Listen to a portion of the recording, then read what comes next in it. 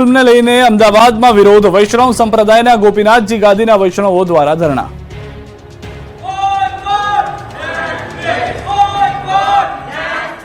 OTT platform પર Yash Raj production હેઠળ release થનારી ફિલ્મ મહારાજ ફિલ્મનો વિરોધ સતત જોવા મળી રહ્યો છે. મહારાજ ફિલ્મમાં સનાતન ધર્મ અને વૈષ્ણવ સંપ્રદાયની ધાર્મિક લાગણી દુભાતા ધરણા તેમજ વિરોધ પ્રદર્શન કરવામાં આવી રહ્યા છે. ફિલ્મ પર રોક લગાવવા ગુજરાત હાઈકોર્ટમાં પિટિશન પણ દાખલ કરવામાં આવી છે. ત્યારે હવે વૈષ્ણવ સંપ્રદાયના ગોપીનાથજી ગાદીના વૈષ્ણવો દ્વારા ધરણા કરી મહારાજ ફિલ્મનો વિરોધ કરવામાં આવ્યો. આ પ્રકારના હીન કૃત્યનો વિરોધ દર્શાવતા અમદાવાદના દોશીવાડાની પોળમાં આવેલી શ્રી નટવરલાલજી હવેલીમાં શાંતિપૂર્ણ ધરણા પ્રદર્શન કરી ફિલ્મનો વિરોધ કરવામાં આવ્યો. હવેલીના શ્રદ્ધાળુઓ અને સંતોનું માનવું છે કે ભગવાન શ્રી કૃષ્ણની છબીને ખોટી રીતે ફિલ્મમાં ચિતરવામાં આવી હોવાથી આ વિરોધ કરવો પડી રહ્યો છે. હાલ તો આ શ્રદ્ધાળુઓ એક દિવસના પ્રતિક ઉપવાસ પર બેઠા છે. ત્યારે બીજી તરફ ગુજરાત હાઈકોર્ટે ફિલ્મની રિલીઝ પર સ્ટે મૂકેલો છે, જે અંગે આગામી 18 જૂને હાઈકોર્ટમાં સુનાવણી હાથ ધરાશે. બાદમાં શું નિર્ણય આવે છે તે જોવાનું રહેશે. ડાંગ લોકસભા બેઠકના પરિણામ પર જિલ્લા કોંગ્રેસ સમિતિ દ્વારા ચિંતન શિબિરનું આયોજન કરાયું. ડાંગમાં કોંગ્રેસની 1700 મતથી પાછળ રહી ગઈ હતી.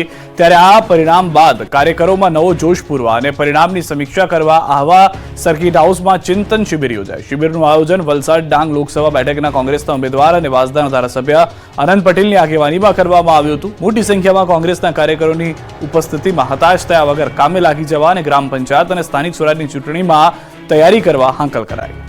ચૂંટણી પરિણામની સમીક્ષા કરવા કોંગ્રેસની મળી બેઠક. સિનિયર નેતાઓને કામે લાગવા સૂચના. લોકસભા ચૂંટણીના પરિણામની સમીક્ષા કરવા માટે કોંગ્રેસની ચિંતન બેઠક મળી હતી. ગુજરાત કોંગ્રેસ પોલિટેકનિક અફેર્સની બેઠક અમદાવાદ કોંગ્રેસ કાર્યાલય ખાતે મળી.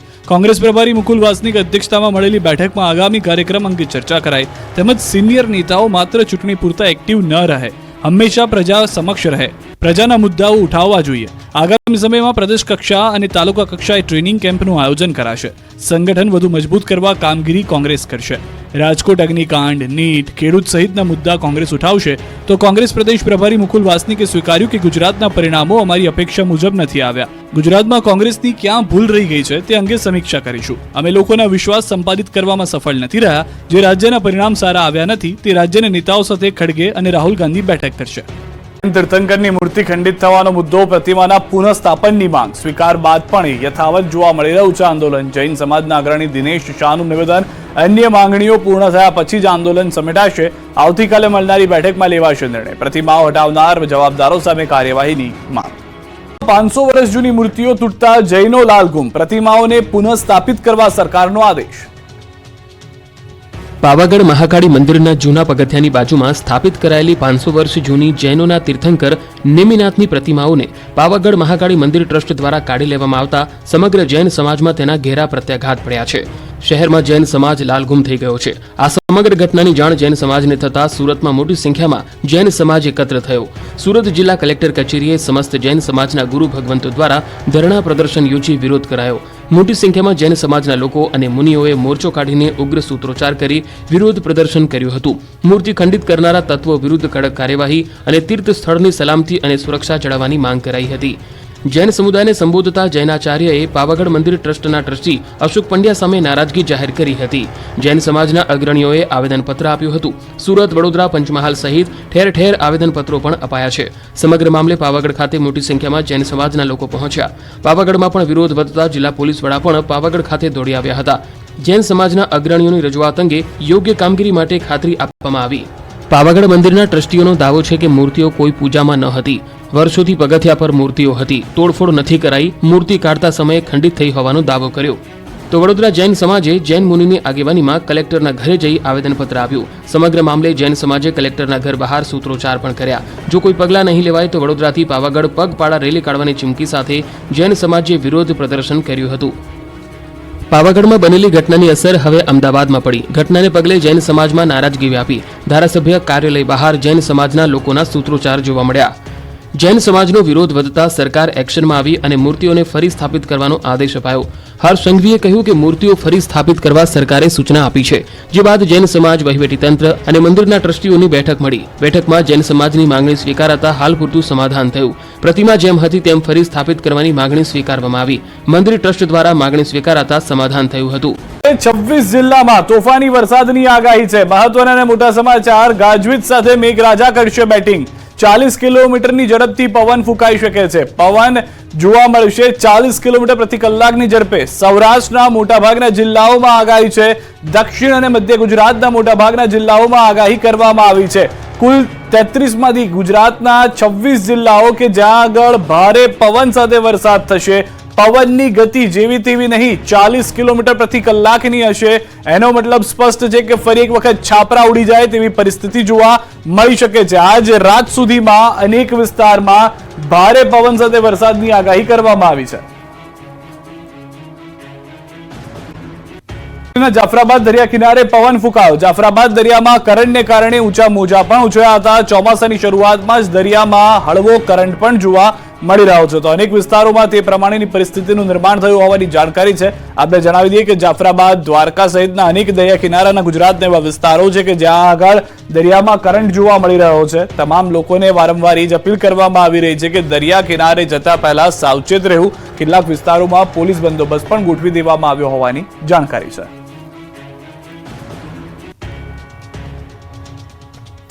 જેમાં અમરેલીના જાફરાબાદનો પણ દરિયો સામેલ છે કે જ્યાં પણ પોલીસ બંદોબસ્તને લઈને ટૂંક સમયમાં તૈયારીઓ જોવા મળશે. દરિયામાં કરંટને કારણે અનેક વિસ્તારોમાંથી લોકોને જતા અટકાવવામાં આવી રહ્યા છે. વચ્ચે દ્વારકાનો દરિયો બન્યો તોફાની. લોકોએ કર્યું જીવલેણ સ્નાન. ઉછળતા મોજાના દ્રશ્યો છે દ્વારકાના દરિયાના. દ્વારકામાં ભારે વરસાદ અને આંધી વંટોળની અસર દરિયામાં પણ જોવા મળી રહી છે. દ્વારકાનો દરિયો તોફાની બન્યો છે. દ્વારકાના દરિયામાં ઊંચા મોજા ઉછળી રહ્યા છે.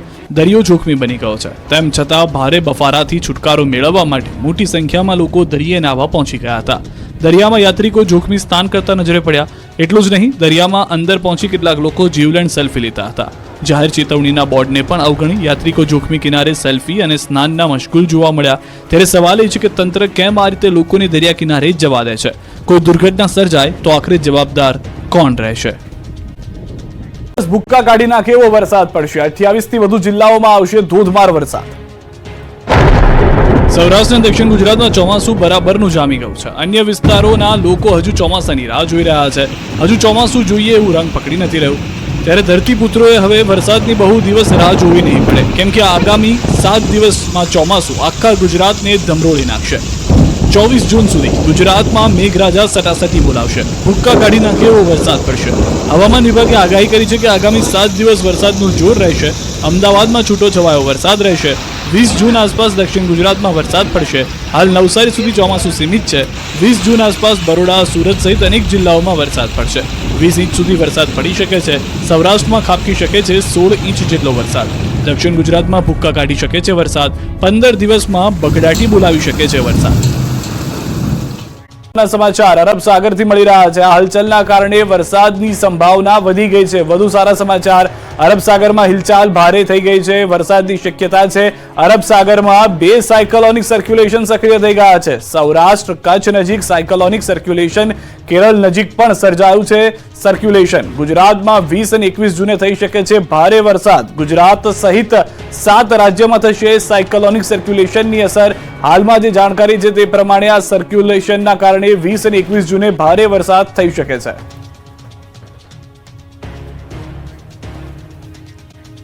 મેઘરાજા મહેરબાન. લાઠી અને બાબરા પંથકમાં મુશળધાર વરસાદ. લાઠીના હરસુરપુર અને ઉપરવાસમાં ધોધમાર વરસાદ. બાબરાના વાંદળિયા, લુણકી સહિતના ગામે ધોધમાર વરસાદ. લાઠીની ગાગડિયા નદીમાં પૂરની સ્થિતિ. પ્રથમ વરસાદે જ ગાગડિયા નદીમાં નવા નીર આવી ગયા છે. હરસુરપુરના ગામ નજીક જ ગાગડિયા નદી પરનો ડેમ છલકાઈ ગયો છે. સૌરાષ્ટ્રના અનેક એવા વિસ્તારો છે કે જ્યાં આગળ નદીઓમાં પૂર આવી ગયા છે. કેટલીક નદીઓ 2 કાંઠે પણ થઈ ગઈ છે. અમરેલીના બાબરા શહેરમાં બપોર બાદ વરસાદની દમદાર બેટિંગ જોવા મળી રહી છે. ધોધમાર વરસાદ પડતા અમરાપરા વિસ્તારમાં ભરાયા છે વરસાદી પાણી. ધોધમાર વરસાદને કારણે રોડ પાણીમાં ગરકાવ થઈ ગયા છે. વરસાદ પડતા લોકોને ગરમીથી રાહત અનુભવાય છે. અનેક જગ્યાએ પૂર જેવી પરિસ્થિતિ તે માટે થઈ ગઈ છે, કારણ કે એક સાથે એટલો વરસાદ થઈ રહ્યો છે કે પાણીનો નિકાલ થઈ નથી શકતો અને તે દરમિયાન અનેક વિસ્તારોની અંદર જળજમાવ થઈ જાય છે.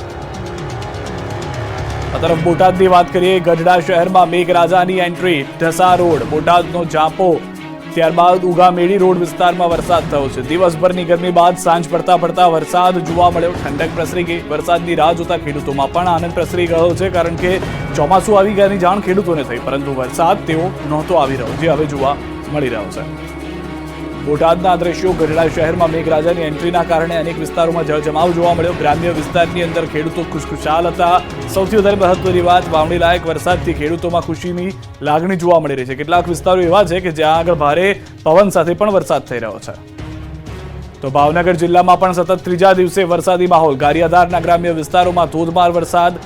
પાંચ ટોબરા, માનવિલાસ, મોટી વાવડી, સુખપરમાં વરસાદ. સુરનગર, ચોમલ, માનગઢ, વેળાવદર, વિરડીમાં પણ વરસાદ. મોરબા, નવાગામ, લુવારા, ખોડવદરી, રતનવાવમાં પણ વરસાદી માહોલ જોવા મળી રહ્યો છે. તો પરવડી સહિતના વિસ્તારમાં ધીમી ધારે વરસાદ.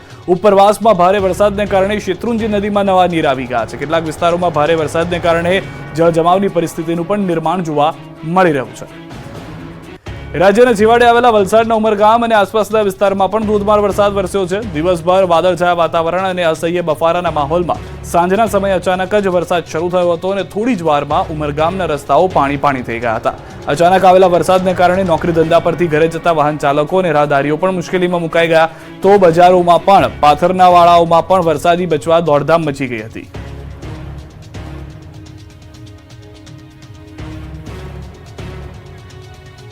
તો દ્રશ્યો આપ જોઈ રહ્યા છો, જે રીતે દક્ષિણ ગુજરાત હોય, સૌરાષ્ટ્ર હોય, મધ્ય ગુજરાત, તમામ વિસ્તારની અંદર વરસાદ જોવા મળી રહ્યો છે. ઉમરગામ અને આસપાસના વિસ્તારમાં પણ તે પ્રમાણેની પરિસ્થિતિનું નિર્માણ થઈ ગયું છે. અનેક એવા વિસ્તારો છે કે જ્યાં આગળ ભારે વરસાદને કારણે જળજમાવની પરિસ્થિતિનું પણ નિર્માણ થઈ ગયેલું જોવા મળી રહ્યું છે. ચોમાસાએ કરી જમાવટ. ગોંડલથી લઈને ગીર સોમનાથ સુધી વરસાદની સટાસટી. ગોંડલમાં સતત ચોથા દિવસે વરસાદે ધમાકેદાર એન્ટ્રી કરી છે. ગોંડલ અને ગામડાઓમાં સવારથી જ વરસાદે જમાવટ કરી. ગોંડલના દેરડી, કુંભાજી, સુલતાનપુર, ધુડેશ્રિયા, કમઢિયા સહિતના ગામડાઓમાં કડાકા ભડાકા સાથે વરસાદ પડતા રોડ પાણી થયા. ગ્રામ્ય વિસ્તારમાં 1.5 ઇંચથી વધુ વરસાદ ખાબકતા ખેતરોમાં પાણી ભરાઈ ગયા હતા. ભારે બફારા બાદ મેઘરાજાએ સટાસટી બોલાવતા ખેડૂતો ખુશ થયા. તો વલસાડ જિલ્લામાં વરસાદી માહોલ જોવા મળ્યો. ધરમપુર અને કપરાડા તાલુકામાં ભારે વરસાદથી નદીઓ ગાંડીતૂર બની. કપરાડાના શિલધા નજીકથી પસાર થતી ચવેચા નદીમાં પણ નવા નીર આવ્યા હતા. પ્રથમ વરસાદમાં જ નદીના પાણી થોડા સમય સુધી કોઝવે પરથી પસાર થતા જોવા મળ્યા હતા. આ બાજુ ગીર સોમનાથ વિસ્તારમાં પણ વરસાદે ધમાકેદાર એન્ટ્રી મારી છે. વેરાવળમાં ભારે વરસાદના કારણે લોકોને બફારાથી છુટકારો મળ્યો છે. આ બાજુ ધોરાજીમાં પણ મેહુલિયાએ ધબધબાટી બોલાવી. ધોરાજીમાં અસહ્ય ઉકળાટ બાદ વરસાદ તૂટી પડતા ધરતીપુત્રો ખુશ થઈ ગયા. સારા સમાચાર છે. અમરેલી પંથકમાં વરસાદ થયો છે. સૌરાષ્ટ્રની અંદર અનેક વિસ્તારોમાં વરસાદ હજી પણ યથાવત રહેશે તેવી પરિસ્થિતિ. સૌરાષ્ટ્રમાં જામી ગયું છે ચોમાસું. એમાં પણ અમરેલી અને ભાવનગર પંથકમાં વરસાદ સટાસટી બોલાવા લાગ્યો છે. ત્યારે અમરેલીના લાઠી શહેર અને ગામડાઓમાં ભારે વરસાદ પડ્યો. સતત ચોથા દિવસે સુસવાટા મારતા પવન સાથે તોફાની વરસાદ પડ્યો. બપોર બાદ અચાનક વાવણી લાયક વરસાદથી ખેડૂતોમાં ખુશીની લહેર છવાઈ. કડાકા ભડાકા સાથે વરસાદના આ દ્રશ્યો છે સાવરકુંડલા, લાઠી અને લીલિયાના. અમરેલીના ગ્રામ્ય પંથકમાં ધીમી ધારે વરસાદ શરૂ થયો. વીજળીના કડાકા ભડાકા સાથે સાવરકુંડલા બાદ લાઠી, લીલિયામાં વરસાદ ખાબકતા ગામડાઓમાં રોડ પર પાણી વહેતા થઈ ગયા. આ બાજુ ભાવનગર જિલ્લામાં પણ મેઘરાજાએ મંડાણ કર્યા.